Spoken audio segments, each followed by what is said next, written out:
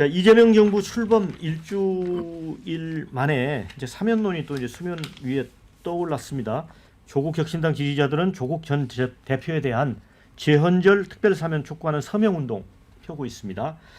앞서 김선민 대표 권한대행은 우상호 정무수석에게 사면 복권을 요구했고요. 또 대북 송금 사건으로 대법원에서 징역 7년 8개월형 확정된 이화영 전 경기도 평화부지사도 자신에 대한 특별 사면을 요구했습니다. 페이스북에 이런 글을 올렸습니다. 검찰 독재 정권의 탄압으로 억울한 옥소리를 하는 시민에게 제자리를 찾아줄 때다. 조국, 송영길, 이화영 등 정치 보복으로 없는 죄를 뒤집어 쓰거나 있는 것 없는 것 탈탈 털려 고통받고 있는 사람들을 먼저 헤아려야 한다. 21대 대통령 취임 기념 특별 사면 복권 서명 운동 링크까지 올렸습니다. 자, 국민의힘은 이렇게 여겼습니다. 주진 의원은 사면을 매개로 혁신당과 야합했다면 사실상 후보자 매수라면서 조국 사면론을 좀 비판했고요. 이화영 사면론과 관련해서는 대통령을 대신해 감옥 가서 대속하고 있다는 당당함, 협박처럼 보인다. 사면은 이 대통령 스스로 범죄 자수서를 제출하는 것으로 정권 도덕성은 한 방에 훅 갈 것이다. 그런 얘기를 했고요. 나경원 의원은 사면하지 않으면 모든 것을 밝히겠다는 식의 신호다라고 했습니다. 이거는 결국 신호를 결국은 이화영 전 부지사 보낸다는 뜻 같습니다. 민주당에서는 뭐 아직 이러다 이런 반응도 있습니다. 자, 박원석 의원님, 이 논란은 어떻게 보세요? 아니, 저분들이 정말 죄가 없나요? 대법원 확정 판결까지 났는데 그럼 대법원 대한민국 대법원의 판결을 부정하는 얘기를 하는 건데요. 하는 얘기죠, 그냥 뭐 정치 검찰에 뭐 어쩌고 저쩌고 하는 얘기야. 게다가 뭐가 띄면 뭐가 뛴다고. 제가 보기에 조국 전 장관은 그렇다 치고 송영길, 이화영은 뭡니까? 이거 다 개인 비리 아니에요, 이분들. 개인 비리도 포함된 거 아닙니까? 제가 보기에는 초기에 저런 사면을 해가지고 국정 동력에 차질을 빚을 이 가능성이 전혀 없다. 이재명 대통령 스타일상. 그래서 꿈 깨라 이런 얘기를 좀 하고 싶고, 그리고 본인들도 이재명 정부의 성공을 원한다면서요. 그럼 자중해야죠. 지금 뭐 자기들 사면이 중요합니까? 제가 보기에는 쓸데없는 논리 얘기들 하는 거고, 그 이재명 대통령이 당선됐기 때문에 대통령 특사가 있을 수 있어요. 근데 지금 시점에 저런 분들 특사해 가지고 논란을 자초하면 안 된다고 봅니다. 그래서 오히려 사면을 한다면 이제 다른 그 민생 사면 같은 게 필요하고, 적당할 때 저분들 사면할 수 있겠죠. 조국 전 장관이나 특히 이런 분들. 지금은 때가 아니다 이렇게 봅니다. 자, 댓글에 죄를 지었으면 반성을 먼저 하고 자숙의 시간을 더 가지세요. 이런 의견 주셨고요. 이화영 많이 억울했나 보다. 이런 의견 주셨고요. 비친 거 영수증 내미는 것 같다. 이젠 청탁이 미어 터지겠네. 자, 이런 거 보면 이재명 대통령도 머리 아플 듯. 너무 빨리 사면하면 분명히 욕먹을 텐데. 이런 의견 주셨습니다. 장현주 부위원장. 저는 뭐 사면에 대해서 요청이나 의견은 있을 수 있다고 생각해요. 다만 사면권은 대통령 고유 권한이다, 뭐 다 아시는 얘기고, 그리고 굉장히 신중하게 행사되어야 한다라는 것도 저는 뭐 정권의 어떤 뭐 교체를 떠나서 다 마찬가지 이야기라고 생각해요. 그렇기 때문에 민주당 내부에서도 신중하게 보는 이제 그런 기류도 분명히 있는데, 저는 다만 이 사면과 관련된 여러 가지 이야기들을 국민의힘에서 마치 이게 뭐 민주당에서 뭐 후보자를 매수했다라든지 아니면 정권 초기에 도덕성에 대해서 흔들기 위한 그런 계제로 사용하는 것에 좀 동의할 수가 없습니다. 그러니까 앞서서 얘기가 나왔던 우리 뭐 김민석 후보자에 대한 얘기도 많이 했고, 특히 아까 뭐 이현주 위원장 얘기까지 하셨는데, 솔직히 이현주 위원장 같은 경우에도 그 전체 내역을 다 투기로 볼 수 없고, 그리고 뭐 부의 대물림으로 볼 수 없다라든지 아니면 뭐 증여세 문제가 없다라고 나름 강한 해명을 했어요. 그럼에도 특히 김민석 후보자에 대해서는 청문회를 기다려봐야 함에도 국민의힘이 계속해서 공세를 하는 건 저는 이 사면과 관련된 논란도 마찬가지라고 보는데, 정권 초기에 뭔가 이재명 정부의 도덕성을 좀 흔들어 보겠다 이런 또 의도가 있다라고 보이거든요. 그렇기 때문에 이런 의도를 좀 파악을 해서 좀 분리를 하면서 대처할 필요가 있다라고 생각이 들고, 저도 사실 사면에 대해서는 대통령이 판단할 몫이지만 정권 초기에 뭐 특정인에 대해서 이런 얘기가 나오는 건 좀 신중하게 접근해야 된다라는 생각은 갖고 있습니다. 근데 설준 변호사, 네. 저는 조금 이거 보면서 이제 조국 대표 같은 경우는 본인도 뭐 사면에 대해서는 뭐 이렇게 뭐 적극적으로 하지는 않고 이제 당 대표가 이제 애둘러서 이제 이 얘기를 하는 거고, 그런데 이화영 전 평화부지사 같은 경우는 이런 경우는 저도 처음 보는 것 같아요. 본인이 이렇게 특별 사면을 요구하는 이걸 어떻게 이해를 해야 됩니까? 이게 이제 소통이 다 끊겼다는 거죠. 예? 그러니까 민주당 지도부라든지 대통령실 측과 이 소통이 안 된다는 거예요. 소통이 안 되니까 SNS에 이런 걸 공개적으로 게시를 하는 거죠. 지금 소영길 대표 지금 뭐 군말 하고 있습니까? 아무 말씀도 없잖아요. 예. 저는 만약에 이 세 분 중에 3회이 먼저 된다고 한다면 저는 소영길 대표가 될 것 같아요. 물론 지금 2심 항소심 진행 중이라 재판이 확정이 안 돼서 어떻게 될지는 모르겠습니다만은 제가 이재명 대통령이라면 소영길 대표부터 해주죠.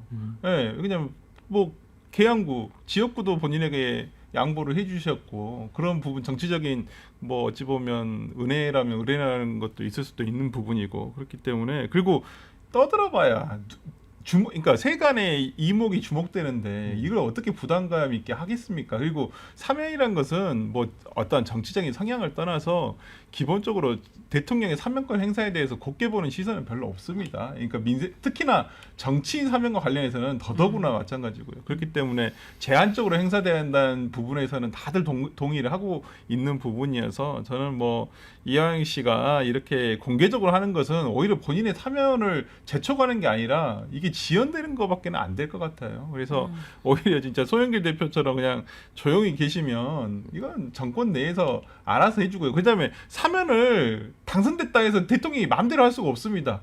일단 기본적으로 법무부 사면심사위원회에서 통하게 돼 있고요. 특히나 정치인 사면은 보통 한 정부에서 2번 정도밖에 안 해줘요. 근데 그것도 여야의 균형을 맞춰서 해줍니다.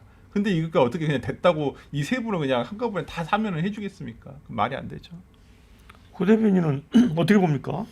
저는 이 세 사람 중에서 이 대통령이 제일 심각하게 고민할 사람 한 명 꼽는다면 이화영 전 부지사인 것 같아요.